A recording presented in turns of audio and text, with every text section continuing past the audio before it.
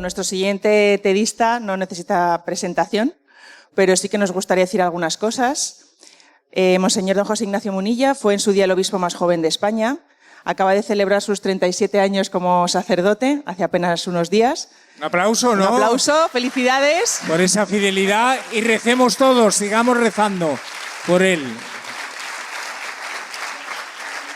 Es oriundo de San Sebastián, donde fue obispo muchos años. Ha sido el prelado de las redes gracias a su participación en Radio María y en los iVoox, YouTube y Spotify del mundo digital. Se ha convertido, sin habérselo propuesto, en el primer obispo influencer de la época contemporánea en España. Llegado a Alicante hace 2 años, aúna la experiencia y la fuerza de la relativa juventud con una genuina capacidad de trabajo y cercanía que le hacen muy querido por todos. Muchas gracias, monseñor.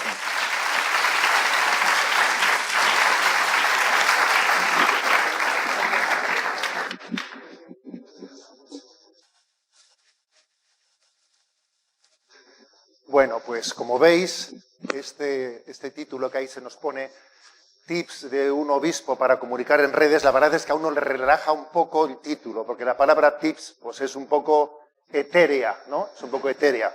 Entonces, pues puede ser claves, consejos, recomendaciones, lo cual me tranquiliza, porque obviamente si alguien me pusiese el título estrategia de comunicación, a ver, esos son palabras mayores. Y además yo voy a reconocer que yo no creo que tenga una estrategia de comunicación. Nunca me lo he planteado, nunca me lo he planteado. Voy a decir que cuando comenzaron las redes sociales a mí me pareció una tontería. Dijo, esto es una bobada que va a pasar muy rápido.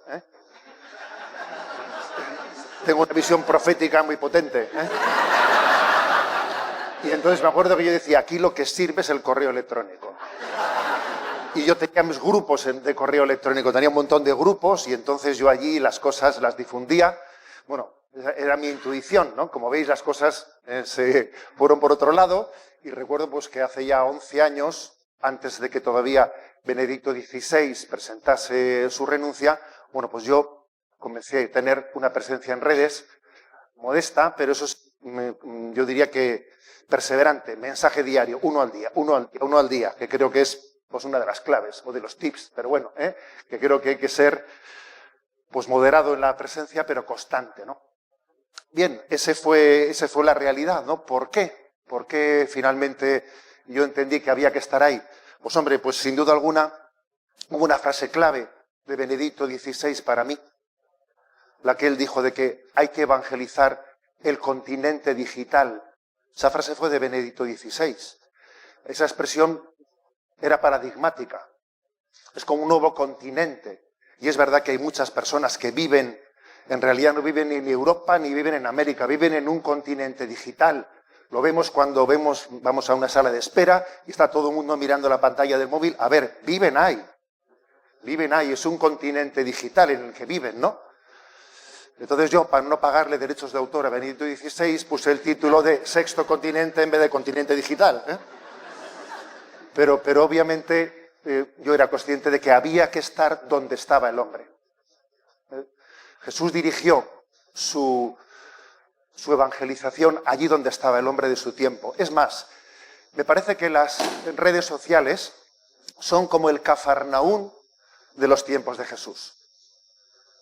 Si nos fijamos en los evangelios, la mayor parte del ministerio de Jesús en Galilea tiene lugar en Cafarnaún, que Cafarnaún era un lugar de encuentro entre el mundo judío y el mundo pagano.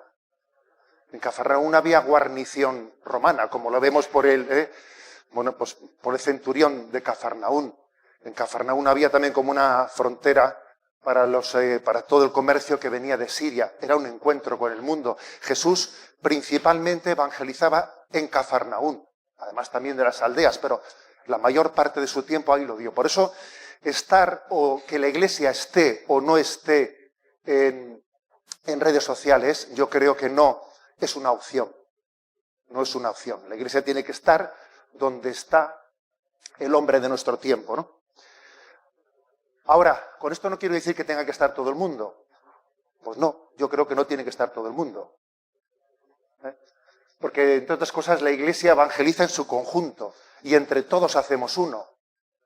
Y en esa sinfonía que tenemos entre nosotros, pues uno les toca el violón y a otros el tambor. Entonces yo creo que sería un error pensar que tenemos que estar todos. La Iglesia evangeliza en su conjunto, ¿no? Y además valoro muchísimo las voces proféticas que en su opción por la evangelización deciden no estar. Las valoro mucho. Son testigos de un ayuno también de presencia en redes sociales y un ayuno tecnológico que creo que puede ser profético. Porque voy a decir una cosa, antes de hablar de potencialidades y tal, voy a ser un poquito agorero. Yo no me siento bien hablando de las potencialidades de la evangelización en las redes sociales sin poner el acento en los graves riesgos que tiene en este momento, ¿no?, la presencia en redes, los graves riesgos. Creo que hay que ser también... Yo echo en falta, voy a deciros esto, echo en falta que nuestra Madre Iglesia todavía tenga una palabra profética de mayor libertad a la hora de denunciar los riesgos que están aconteciendo en las redes sociales. Es verdad que ya hemos tenido algunas denuncias proféticas en este último documento que el Dicasterio de la Comunicación ha publicado en el día de Pentecostés, hacia una presencia plena en redes. Bueno, pues yo creo que se han hecho denuncias proféticas, como por ejemplo el hecho de la brecha digital, de la cual también está hablando mucho Cáritas, que es un elemento de pobreza. Quienes están desconectados de su posibilidad de acceso a la tecnología están en una brecha digital que implica una cierta pobreza. La violencia que se esconde en el anonimato, las dinámicas que se generan cuando resulta que descubrimos que los usuarios en el fondo somos el producto que se venden todos nuestros datos, nuestra intimidad, y ese es el gran negocio, ¿no? Los algoritmos que nos están encerrando en un submundo en el que tú te piensas que te estás encontrando con todo el mundo y a ti te han asociado, los algoritmos te han asociado en una burbuja donde te encuentras más o menos con gentes de tu ideología y tú te piensas que has salido a ver el mundo y estás en un patio interior. Porque eso es así. Eso es así. Aún así, aunque esas denuncias proféticas se han hecho, yo creo que faltan dos denuncias que todavía son mucho más importantes. Mucho más importantes. Y una es el hecho de que las cartas están marcadas. A ver, las cartas están marcadas. Hoy en día sabemos ya que las tecnologías han sido diseñadas ya en su diseño para resultar adictivas, para ser atrapados en ellas. Lo sabemos. Y el famoso documental que está en Netflix, ¿no?, El dilema de las redes, es un documental que marca un antes y un después, porque pone pruebas, porque han sido determinados ingenieros informáticos de Silicon Valley los que han salido de las tecnológicas y han hablado, y han dicho, pues ciertamente todo esto ha sido diseñado para tenerle a usted atrapado como un ratoncito, para que usted al final ligue su autoestima a sus likes y todas esas cosas, ¿no? Por lo tanto, las cartas están marcadas y eso tiene que ser denunciado explícitamente. Creo que yo sueño, aquí hablamos de sueños, ¿no? Sueño también con una iglesia que se persone en las querellas que están abiertas contra las grandes tecnológicas.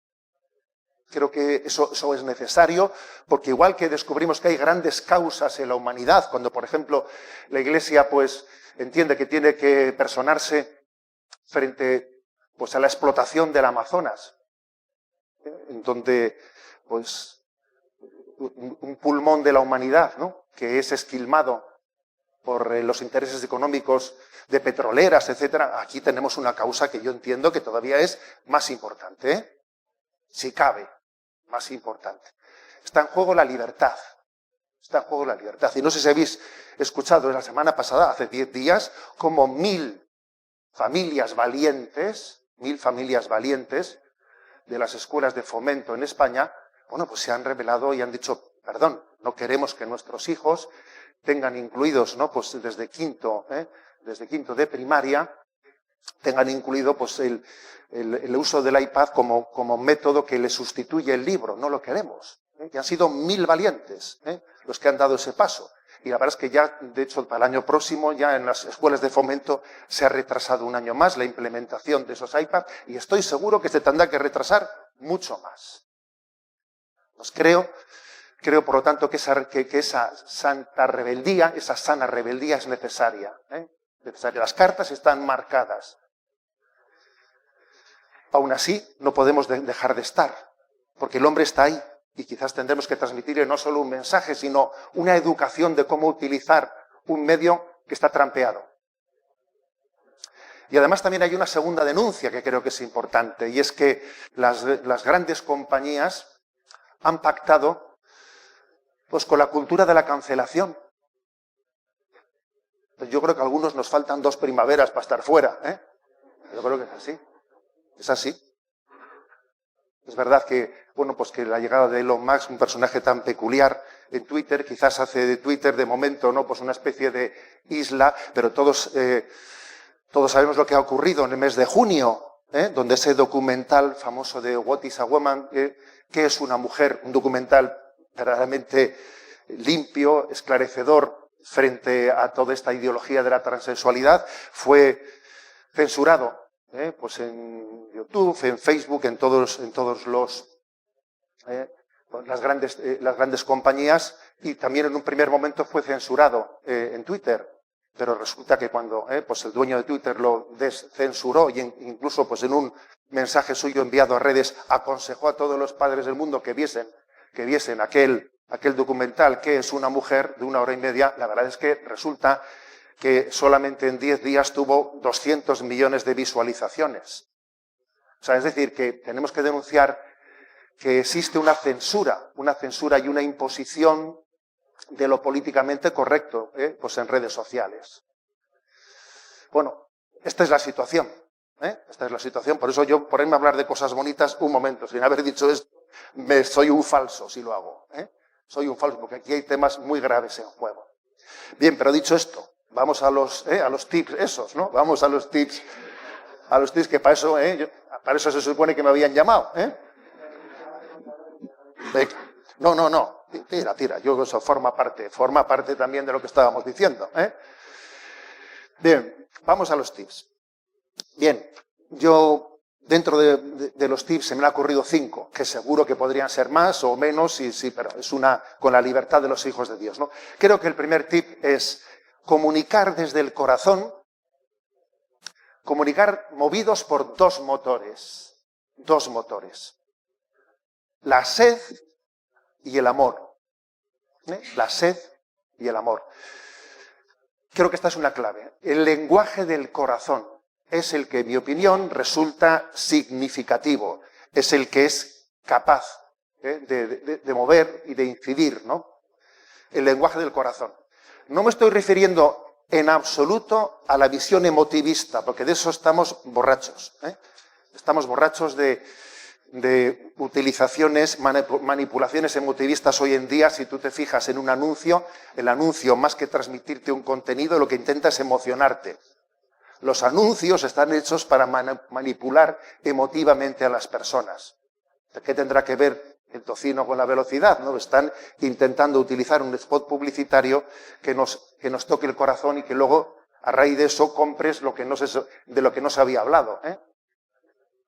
No. Cuando hablo del lenguaje del corazón me refiero a otra cosa. Me refiero a Agustín, que para mí es el crack comunicativo de los 2000 años de la historia de la Iglesia. Es un lenguaje en el que hay una inteligencia intuitiva, que Zubiri diría inteligencia sentiente, plenamente iluminada por la revelación y movida por el amor del corazón de Cristo, que comunica con mucha fuerza. Es precisamente lo que el Papa ha señalado en esta carta recién publicada con motivo del 4º centenario del nacimiento de Pascal. Ciertamente, Pascal se entronca en la línea agustiniana, sin duda alguna. Pascal pertenece a esa línea agustiniana del lenguaje del corazón. Para mí, Agustín es un crack. Alguien que es capaz de decir, por ejemplo, yo soy yo, pero no soy mío. Madre mía, ese hombre estaba hecho para Twitter, yo creo. Tiene una capacidad comunicativa impresionante, ¿no? Desde ese lenguaje del corazón. Creo que, por lo tanto, este es un aspecto importante, ¿no? Y eso lo tenemos que cuidar. Y, por ejemplo, John Henry Newman, en su famoso lema, Cor ad cor loquitur, el corazón habla al corazón. Hay dos motores para comunicar, que es el hambre y sed de felicidad, que anida en todos nosotros, y el amor a Dios y al prójimo que Dios ha sembrado en nosotros. Oye, con esos dos motores se comunica, Se comunica. Una inteligencia intuitiva, una inteligencia abierta a la revelación, movida por el amor del corazón de Cristo.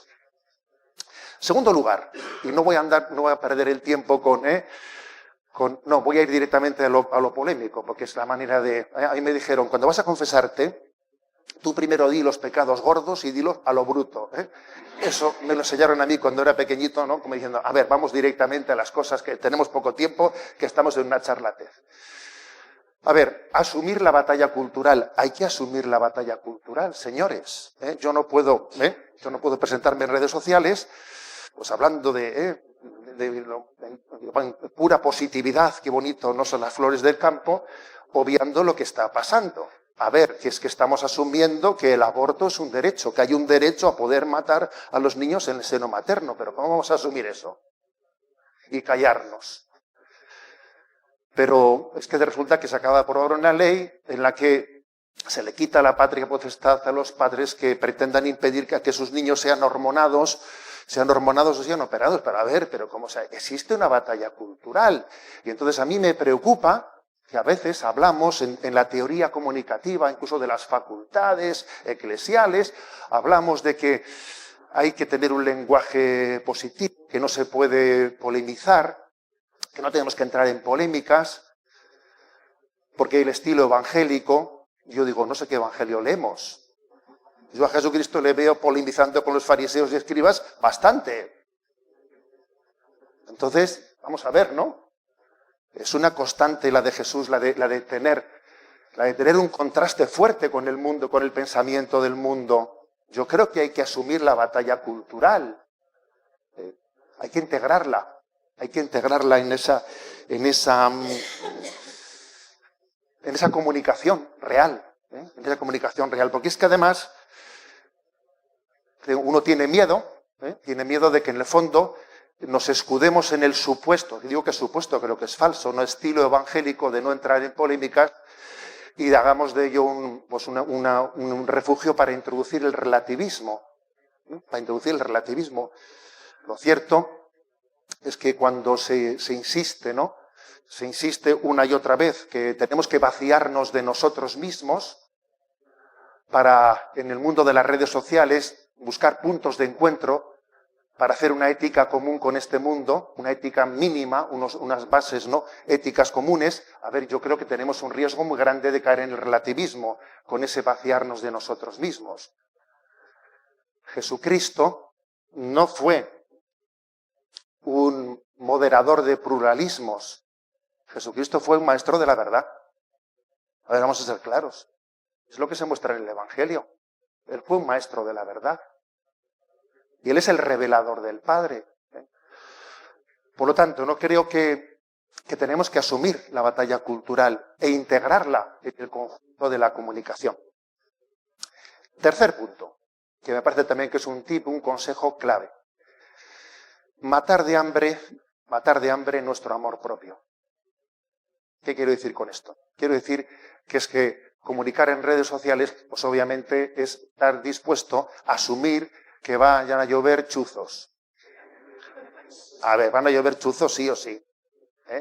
Sí o sí, porque claro, lo que se quiere es que no estés. Lo que se quiere es que no haya voces distintas al pensamiento único. Entonces eso es muy importante asumirlo y no ser vulnerable ante ello. No ser vulnerable. No pasa nada, una persona a la que hemos tenido presente en este encuentro, ¿no? A la que hemos tenido presente en este encuentro y oramos por él. Recuerdo yo haberle escuchado en una ocasión decir lo siguiente, ¿no? Pues cuando se cuestione nuestra fe en Dios, yo no me callaré nunca, ¿no?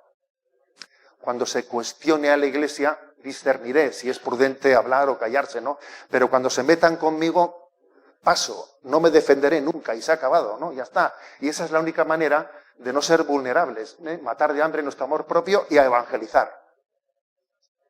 Porque nosotros no estamos para defendernos a nosotros mismos. Para eso no estamos en redes. Y cuando, por cierto, ¿no? Quienes van allí pim pam, pues contra quien dice algo distinto, entienden que tú no te vas a defender, al final es hasta efectivo, se terminan cansando. Bueno, un ratito, ¿eh? Pero bueno. Pero bueno, creo que es importante, ¿no? Ese tercer tip, matar de hambre nuestro amor propio. En cuarto lugar, integrar contenidos y testimonio. Esto es muy importante, ¿eh? Por ejemplo, yo escucho en esas teorías comunicativas de facultades hacia las cuales yo soy un poquito crítico, pues escucho, bueno, es que hay que, para poder hoy en día comunicar evangelizando, hay que renunciar a transmitir contenidos y hay que buscar historias comunicativas, historias, testimonios. Bien, pero ¿por qué contrapones? ¿Por qué contrapones las dos cosas? ¿Por qué contraponer? ¿Qué manía de contraponer? En el cristianismo se integra todo. O sea, yo entiendo que hay que integrar el anuncio del querigma, una enseñanza ordenada de la fe, una educación en la fe. Hay que integrar también la dimensión social y caritativa, la dimensión profética de denuncia de lo que está ocurriendo y todo ello mostrarlo en testimonios, ¿no? ¿Por qué oponemos? ¿Por qué decimos menos transmitir contenidos y más buscar testimonios? No, integrémoslo todo, porque creo que tenemos el riesgo de ir siempre dando bandazos de una esquina a la otra. Ahora toca esto, ahora toca lo otro, ahora toca lo otro. Si algo es el cristianismo es integrador de todas las dimensiones. Yo soy un enamorado del catecismo de la Iglesia Católica, no sé si alguno lo sabía, porque creo que el catecismo de la Iglesia Católica integra todas las dimensiones, sin dejarse ninguna fuera, y las integra y las complementa. Por eso, ¿no? Creo que ese tema es clave, de la integración. Y el quinto tip. Invocar la creatividad del Espíritu Santo. Sí, Él es el que nos enamora, Él es el dador de vida, es el creador y es creativo. Y los enamorados se enamoran, los enamorados comunican. Juan Pablo II, cuando comenzó aquella afirmación, aquella llamada a la nueva evangelización, dijo que tenía que tener 3 características: renovado ardor, nuevos métodos y nuevo lenguaje. Y nos hemos quedado con lo segundo y con lo tercero. Y nos hemos olvidado de lo primero, que es lo determinante. ¿No? Entonces yo creo que sí, que tenemos que invocar al Espíritu Santo, que enamore nuestros corazones y que nos dé el don de ser creativos. Y yo veo que eso es así. El Espíritu Santo hace que de una imagen uno muestre una palabra de vida, o que de una palabra de vida busque una imagen que al final lo que hace es potenciar el mismo mensaje de la palabra. El Espíritu Santo es creativo, tenemos que invocarlo. Bueno, y entonces, ¿no? Dunque, como decían los latinos, vamos a ver. Entonces, pues lo que dice el oficio de lectura de hoy, que el oficio de lectura de hoy de San Pablo VI, pues comienza diciendo: ay de mí si no evangelizare. Hay que evangelizar en redes. Yo creo que gracias a Dios la Iglesia no ha llegado tarde al continente digital. Está presente. Creo que es clave una presencia multimedia, como yo creo que Dios me ha dado la gracia desde Radio María, después integrar, que yo le llamo por tierra, mar y aire, ¿sabes? Pues porque en el fondo integramos un medio tradicional con los medios actuales, las redes actuales. No hemos llegado tarde. Creo que tenemos que ser conscientes de que el mundo necesita la evangelización. Le escuché a Kiko Argüello decir: el mundo sufre porque no es capaz de amar como Cristo ama, con el corazón de Cristo. Y ahí está todo dicho. Y eso Tenemos que ser conscientes de ello. Y si ese es el motivo del sufrimiento del mundo, pues entonces, señores, tenemos que evangelizar.